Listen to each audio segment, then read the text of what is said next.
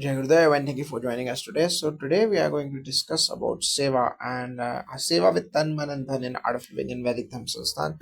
So let's begin. So what is the deeper meaning of Tan, Man, Dhan, se seva? Yes, Jai Gurudev, in Art of Living, seva is not just charity. It is a state of mind. Tan means service to our physical energy. For example, helping in cleanliness drives, tree plantations, organizing courses, or serving food in ashrams. Man means aligning the mind to seva, where prayers, chanting, and teaching knowledge and spreading positivity become seva, and dhan refers to contributing wealth for noble causes like building schools, running rural projects, or supporting the ashrams as dhyan mandir. The three together make seva wholesome because body, mind, and resources are all aligned to the larger good. Now, the Vedas say that real yajna or sacrifice is done when all three are offered. With body, we do shramadhan; with mind, we keep pure thoughts and mantras, and with wealth, we sustain temples, gurukuls, and rituals. Each seva purifies a different aspect of life. Tan purifies karma, man purifies chitta or mind stuff, and dhan purifies ego or possession. Seva thus becomes both a discipline and a devotion. Now, how does Tan Seva work in daily life? Often, art of being volunteer. Yes, Jagurudev, Tan Seva means using one's body for the benefits of others. At the Bangalore ashram, you will see thousands of volunteers engaged in cleaning, gardening, cooking for thousands, or helping during satsangs. A simple act like arranging chairs for satsang, carrying water for an elderly devotee, or assisting in medical camps is Tan Seva. It channels our physical strength into a higher purpose. Importantly, Seva transforms fatigue into enthusiasm. People who work physically in Seva feel lighter and more energized, unlike after regular work. Now, in temples, Tan Seva is equally vital. Devotees clean the premises, decorate the deity with the flowers, prepare prasad, or assist in conducting homas. The body is considered a tool of dharma. When the body is engaged in seva, it gets sanctified. For example, sweeping temple floors with bhakti is not just cleanliness, it is surrender. The Puranas tell us stories where even the smallest physical seva please the divine more than grand offerings. Now, how does the Manaseva differ from Tanaseva? Yes, the Manaseva happens at the subtle level of thoughts, prayers, and intentions. When someone chants Om Namah Shivaya, sings bhajans, or teaches knowledge with devotion, they uplift countless minds, even silently blessing others. Seva Gurudev often says, your vibrations matter. A person with a calm, meditative mind radiates positivity to those around. Teaching Sudarshan Kriya or guiding meditation is also Manseva because you are transmitting clarity and peace, not just using the body. In the Vedic tradition, manas or mind is central. Reciting Vedas, doing japa, chanting Hanuman Chalisa, or even sitting in Sankalpa during a yajna is considered manseva. Not everyone may have the strength for physical service, but a single devotee sincerely chanting mantras for world peace contributes as much as those cooking or cleaning. Saints have shown that manas puja or mental worship can be as powerful as external ritual. Therefore, aligning thoughts with seva ensures that actions bear divine fruit. Now, can you explain what is Dhana Seva and its significance? Yes, Jayadev, Dhana Seva is about contributing wealth for higher causes. In Art of Living, people donate to free schools, river rejuvenation, trauma relief projects, or to build meditation halls. When wealth supports dharma, it multiplies manifold.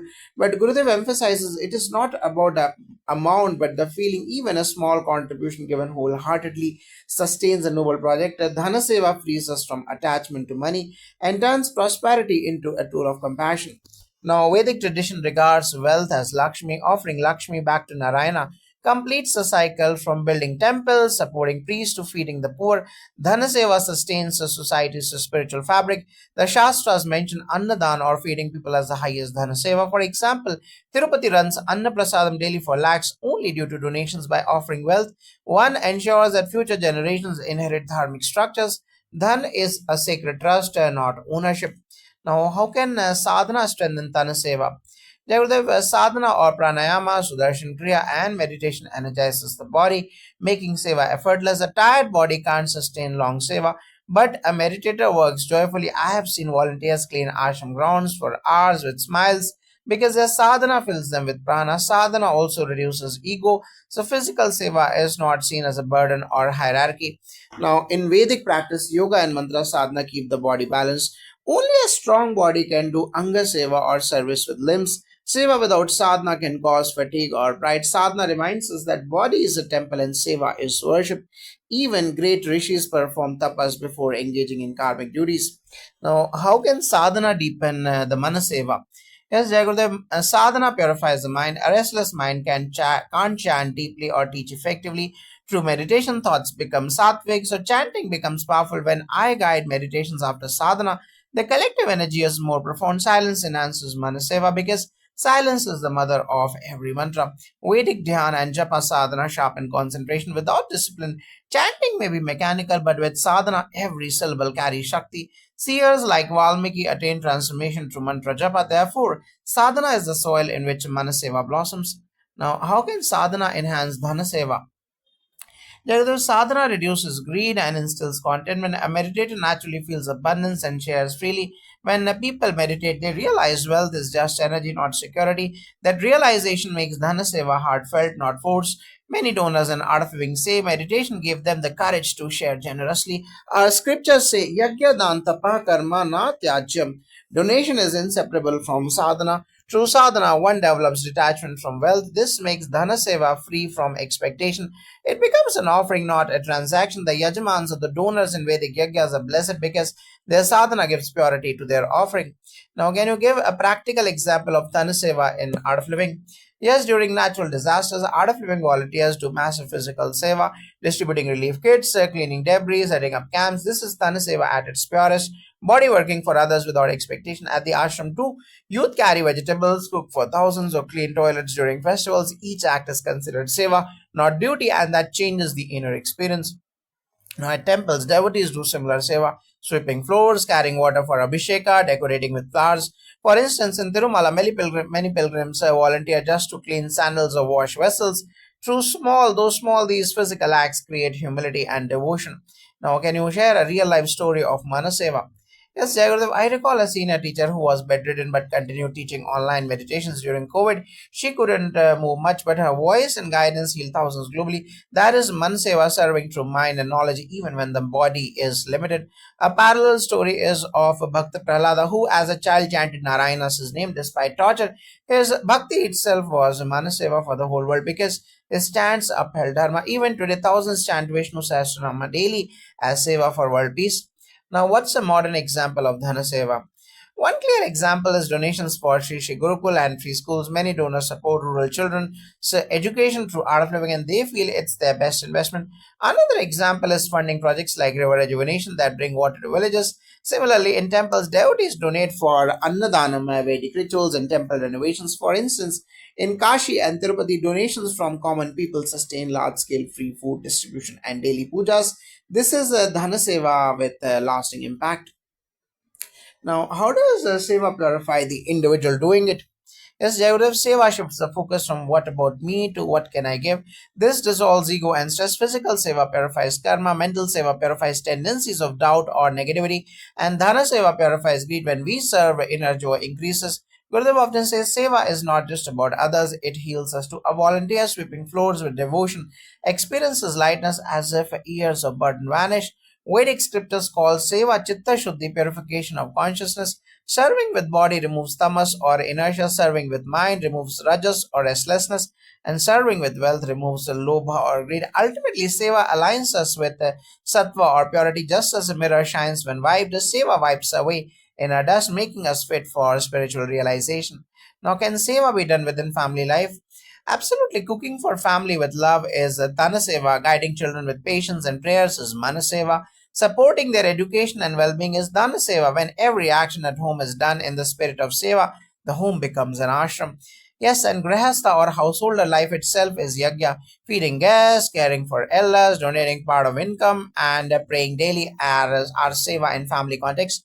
Vedas never separated spirituality from family, both are woven with Seva. Now, how does seva connect with bhakti or devotion? Jayudev, seva without bhakti feels like duty. Seva with bhakti becomes celebration. When you cook prasadam while chanting, your heart is filled with love for the divine. That energy reaches people who eat it. In art of living, seva and bhakti are inseparable. Seva expresses devotion and devotion deepens seva. Now, bhakti is the soul of seva. The Bhagavad Gita says, Patram pushpam phalam toyam. Even a leaf offered with devotion pleases the Lord.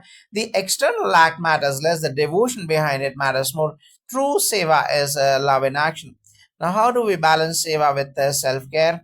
Seva should come from joy, not exhaustion. That's why sadhana is essential. Meditation replenishes energy. So, seva doesn't feel draining. And art of living volunteers are encouraged to rest, meditate, and then, sir, balance comes naturally when we listen to our body and mind. Rishis never advocated seva at cost of health. Dharma says, Shariram Adyam Khalu Dharma Sadhanam. The body is the first tool of Dharma. Care for it with yoga, food, rest, and then use it for seva. Self care and seva are complementary. Now, what is the role of humility and seva?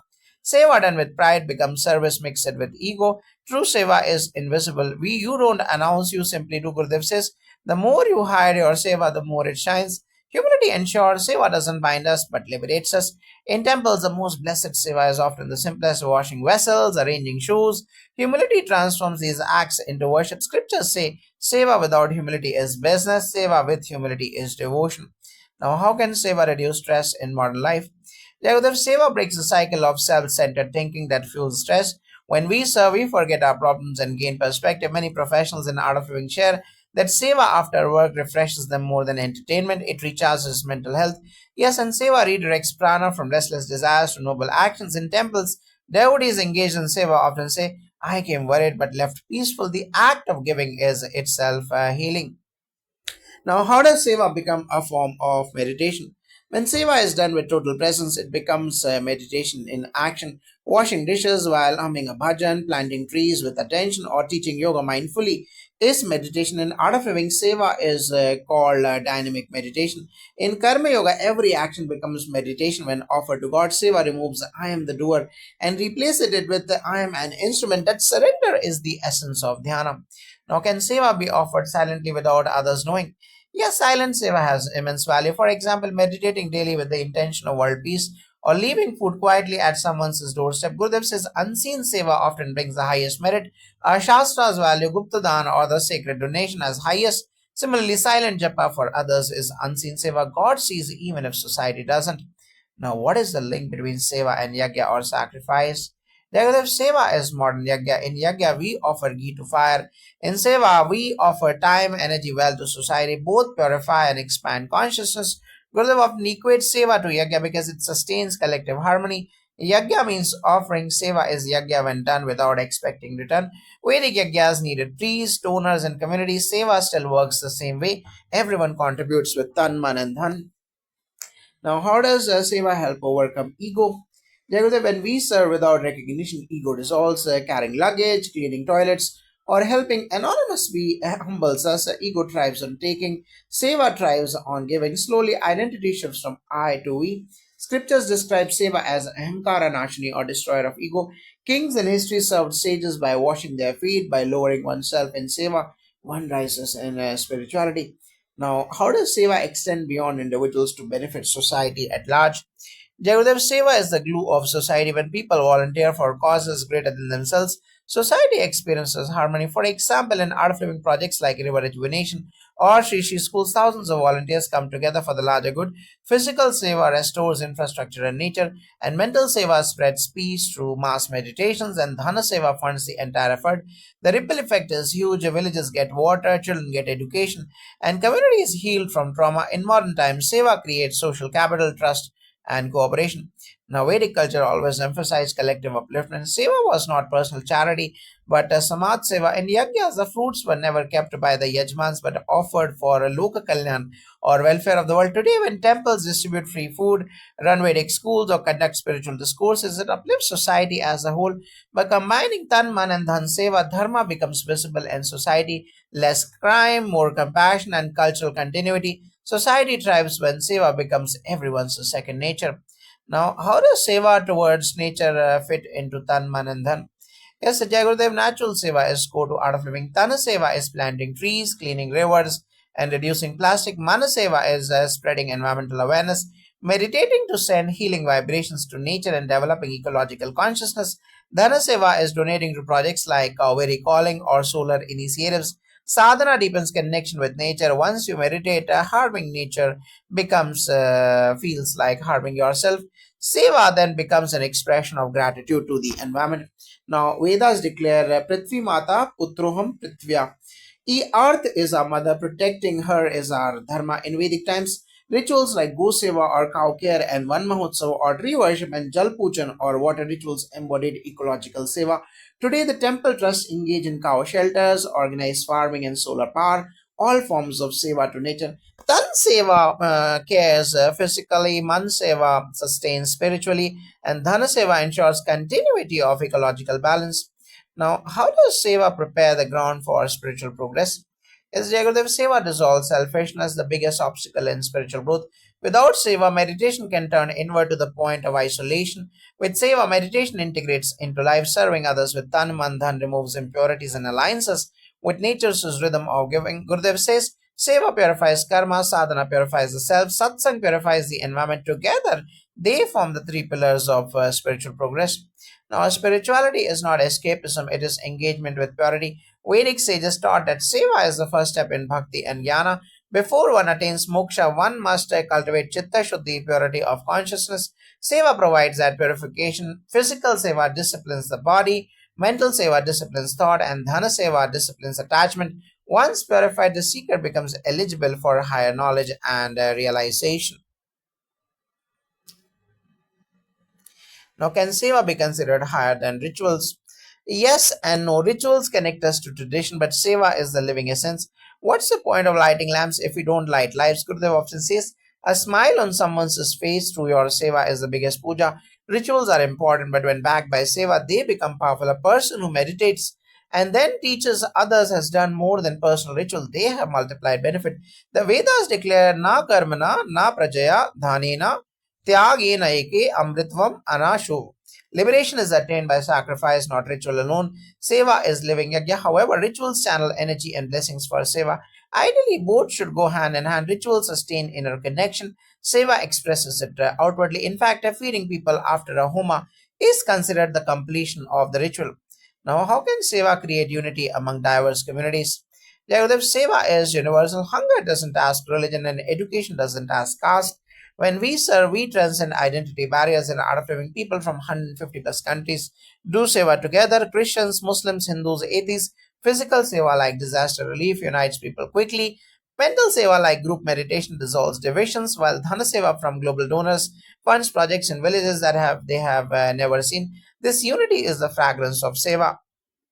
Now, the Mahabharata says, Paro pakaram idam shariram. This body is for helping others. The truth cuts across religions. In temple Annadanam, nobody is asked about caste or creed. All eat together. That itself builds unity. When Tanman Seva flow beyond personal identity, humanity remembers its essential oneness. Seva is the greatest equalizer. Now, Jagadev, how does seva shape future generations? Children learn more by observing than by instructions. When they see parents or teachers doing seva joyfully, it becomes natural for them. In art of living, youth programs involve dana seva like tree planting, mana seva like teaching bhajans, and dhana seva like contributing pocket money for a cause. This instills responsibility, empathy, and gratitude early. Seva teaches that happiness lies in giving, not in consuming. Thus, future generations grow with broader vision where personal success is aligned with collective well-being. In our Vedic tradition, seva was embedded in samskaras. Children were taken to temples to help chant mantras and donate grains. This shaped their character. When the young practice seva, it trains them in humility, self-discipline, and devotion. Seva also preserves cultural values. For instance, a child helping in temple Annadanam feels proud of giving. Such habits ensure dharma flows across generations, keeping society compassionate and rooted. Now, how does seva manifest in the field of education? Jagadev, education itself is seva. Art of Living runs hundreds of free schools in rural and tribal areas, offering children not just academics but holistic growth. Teachers offering their time are doing mana seva, while volunteers distributing midday meals are in dana seva. And donors funding infrastructure are in Dhana Seva. Sadhana makes teaching more effective. A calm teacher transmits not just knowledge but wisdom. Seva in education uplifts entire communities, breaking cycles of poverty. Now, Vedic Gurukuls were based on seva. Students served their gurus physically, mentally, and even through contributions. This wasn't exploitation. It cultivated gratitude and discipline. Today, temple trusts and Gurukuls still sustain education through donations or dhana seva. chanting classes or manseva and voluntary teaching or tanaseva, education given in the spirit of seva is sacred because knowledge without compassion is incomplete. Now, can seva be considered a form of leadership? Absolutely. True leadership is service. Gurudev often says a leader is one who creates more leaders, not followers. By doing seva, one sets an example. When a manager participates in seva with the team, cooking, cleaning, or organizing, they inspire more respect than when they only command. Seva based leadership is sustainable because it builds trust, humility, and collective ownership. Our epic showed this to Lord Rama led through seva, caring for sages, uplifting citizens, and serving his family. Krishna washed the feet of guests during a Rajasuya Yagya. Leadership without seva becomes dictatorship. Leadership with seva becomes dharmic rule. Tan mana dhana seva show that real power lies in service, not domination. Now, how does seva function during crisis or disaster relief? Jagadev, in floods, earthquakes, or pandemics, seva is immediate and practical. Tanaseva volunteers deliver food, rescue people, clean debris. Manaseva group meditations reduce fear and trauma. Counseling brings hope, while Dhanasema funds mobilize resources quickly for shelters, medicines, and rebuilding. Art of Living has reached millions globally during crisis, proving seva is not limited to temples or ashrams but extends wherever suffering exists. Now, temples have historically been centers of relief. In times of famine, Annadanam became lifelines. Today also, Vedic Dhamma Sansthan mobilizes volunteers to distribute grains, medicines, and protective rituals. Mantra chanting for peace during crisis uplifts the collective psyche. Crisis seva rebuilds us that dharma is not theory but active compassion. Now, how does seva itself become an inner yajna? Jagruta, when seva is done with awareness, every act becomes a fire sacrifice. In Adana Seva, our energy is the offering. In Manaseva, our thoughts are the offering. In Adana Seva, our wealth is the offering. The fire is society and the divine presence in others. Just as Yajna purifies the environment, Seva purifies the self and society. With the sadhana, this awareness deepens, Seva becomes sacred, not mechanical. Now, the Bhagavad Gita speaks of different yajnas, the Dravya Yajna or wealth offering, Japa Yajna or chanting, and Tapo Yajna or discipline. Seva is the modern synthesis of all. When we dedicate body, mind, and wealth in service, it is as if we are pouring ghee into the fire of Dharma. This yajna sustains not only temples but humanity itself. Now, how does seva lead to inner transformation?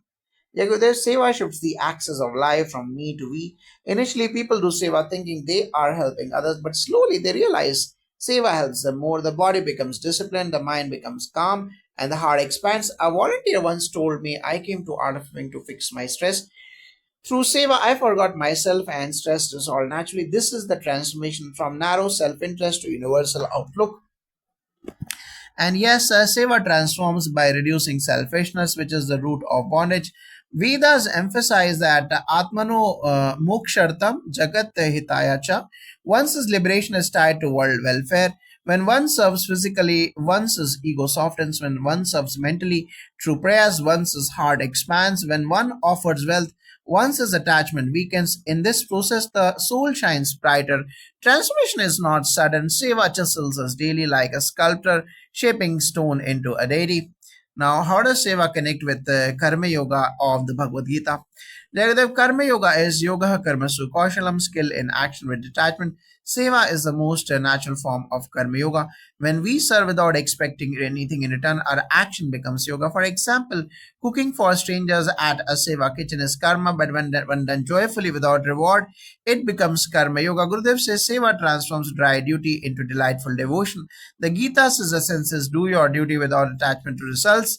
Seva is exactly that. Tana Seva aligns with karmic discipline, Mana Seva aligns with bhakti or yoga, and Dhana Seva aligns with tyaga or renunciation. The Seva is a practical karma yoga. Even kings like Janaka rule as karma yogis. Their governance itself was Seva. Can Seva be meaningful if done with expectations? Yes, but it's incomplete. Even if someone serves for recognition, it still benefits society. But for inner growth, expectations dilute Seva's purity. The joy of Seva lies in giving freely. I have seen donors who initially sought publicity, but after experiencing meditation, they began to give quietly, realizing Seva is its own reward. Now, scriptures say, Phala Tyagam Param Tapaha. Renouncing fruits is supreme austerity. If seva is done for name or heaven, it still carries merit but binds the doer. Only nishkam seva or selfless service liberates. So even if one begins with expectation, gradually through sadhana and satsang, seva matures into pure offering. Now, how does seva contribute to world peace? The world peace cannot be achieved only by policies. It starts with the people's hearts.